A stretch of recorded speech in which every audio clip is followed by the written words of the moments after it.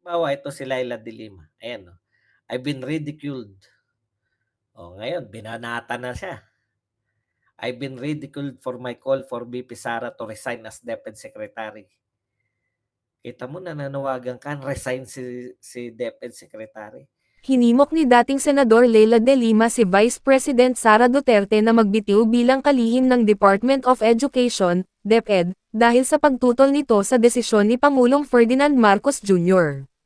BBM, na ipagpatuloy ang usapang pangkapayapaan sa mga rebeldeng komunista.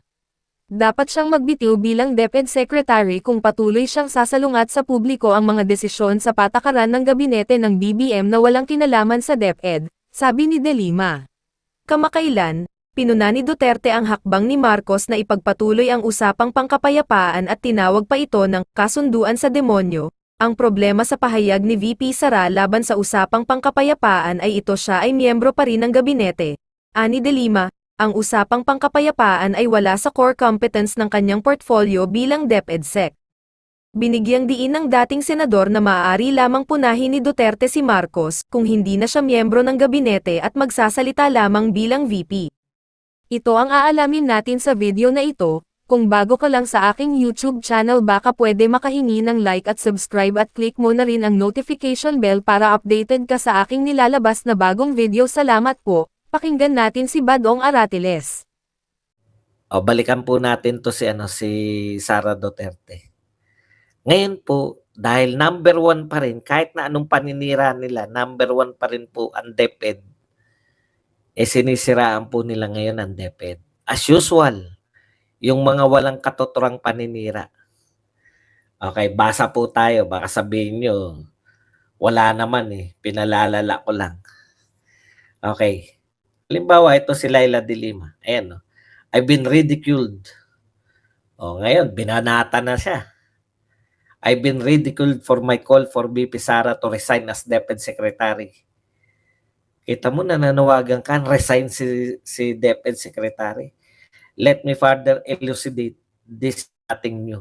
In all governments in the world, a cabinet minister is only expected to resign as such once she voices out different policies than the cabinet publicly." Oh, yan naman po, no? Pinagre-resign po nila si Sara Duterte, no? Dahil iba raw yung sinasabi niya sa sinasabi ng Pangulo.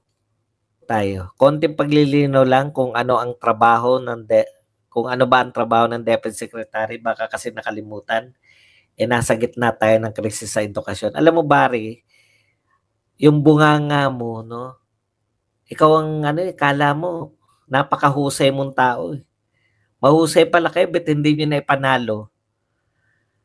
Bakit hindi nyo na ipanalo si Leni Robredo? Di ba? Bakit hindi nyo na ipanalo si Leni Robredo? Kayo ni Laila de Lima. Ang gagaling nyo, no? Okay. Dinagdagan niya yan. Ito kasi ang sabi niya, ang hindi kasama sa trabaho ng DepEd Secretary makialam sa investigasyon ng ICC. Kumontra sa desisyon ng pambansang pamahalaan pagdating sa pistok sa rebelde. Makiribon cutting sa mga pribadong kumpanya. Sumipsip sa China. Akalain ba ninyo na una pang bumati ang DepEd Secretary ng Independence Day nila na nagpilit pang magwikang Chino? Alam mo yan, Barry Gutierrez, no? Yung sinasabi mo na pro-China, hindi bumenta yan. Isipan ng iba, no? Hindi bumenta yan. Katulad din yan na hindi bumenta yung war on drugs, no? Yung pagbanat nyo ng war on drugs, no? Hindi po bumibenta yan Okay. Ngayon, yung sinasabi mo sa iba, na hindi kasama sa trabaho ng DepEd Secretary ang ICC. DepEd Secretary lang ba siya? Hindi ba Vice President siya ng Pilipinas? DepEd Secretary lang ba si Sara Duterte? Hindi ba anak siya ni Pangulong Duterte? DepEd Secretary lang ba yan? Hindi ba siya ka-unit team ng Presidente ng Pilipinas? Paalala ko lang sa'yo, unit team sila. no? Okay. Ang ibig mo bang sabihin, wag makialam si Sara Duterte kahit na may kasunduan sila na hindi pa papasukin ng ICC? Oh, sabihin mo na anong patunay ko na may kasunduan sila. Alam mo ba ibig sabihin ng kasunduan? Nagkakasundo sila na hindi pa papasukin ng ICC.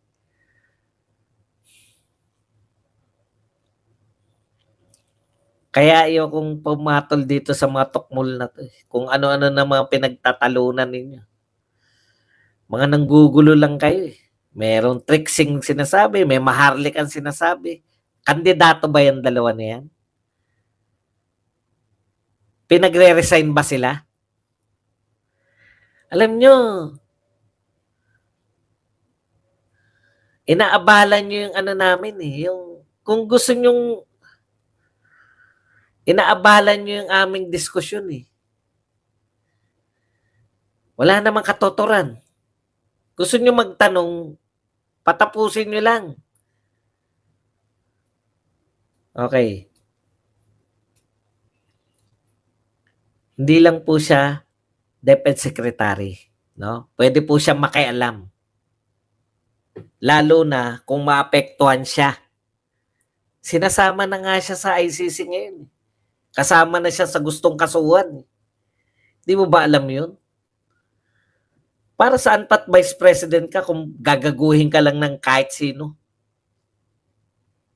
Vice President siya ng Pilipinas. Sa tingin mo, dapat gaguhin lang yung mga Vice President?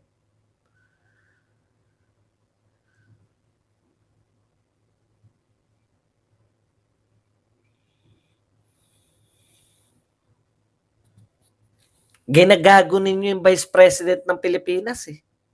Hindi lang siya DepEd Secretary. Alam niyo kung bakit inuulit-ulit nila yung DepEd Secretary? Gusto nilang pasamain si VP Sara bilang DepEd Secretary. Kala nyo walang kampanya. Kampanya po lahat yan. Sa Dilawan, kampanya po lahat yan. Ang kampanya po nila ngayon ay pasamain bilang DepEd Secretary. Ito po, mamalutang. Nanlilin lang na naman. Mas mataas pa daw yung travel expense. Ayan, DepEd travel expense more than the Office of the President's travel expenses in the proposed 2024 budget. Okay. Tapos pinakita nila, ang Office of the Secretary of Education ay 3.67 billion. Samantalang kay Pangulong Marcos daw ay 1.148 billion lang. Okay, hindi ko po alam kung bakit mas malaki. No? Ito kasi problema eh, no? Yung confidential fund, discretion po 'yan ng discretion po 'yan ng Congress. Kung binigay po 'yan ng Congress, wala pong problema, 'di ba? O dahil inintrigan niyo yung confidential fund at sinakyan ng pinuno ng Kongreso, so pinatanggal yung yung confidential fund, pero wala silang nag-gain doon. Wala silang nag-gain, 'di ba? Wala silang nahita. Number 1 pa rin si Sara Duterte. So wala sa paninira nila sa confidential fund, wala silang nahita. Uulitin niyo na naman ngayon. Ang sisiraan niyo naman yung pagiging yung budget sa DepEd ni Sara Duterte sa travel. Travel ba? DepEd travel expenses. Okay. Ang tanong ko lang, ano po ang problema ngayon kung may travel expense yung si VP Sara Duterte? Inaprubahan na po ng Congress yan eh. Ano po ang problema ninyong mga meron?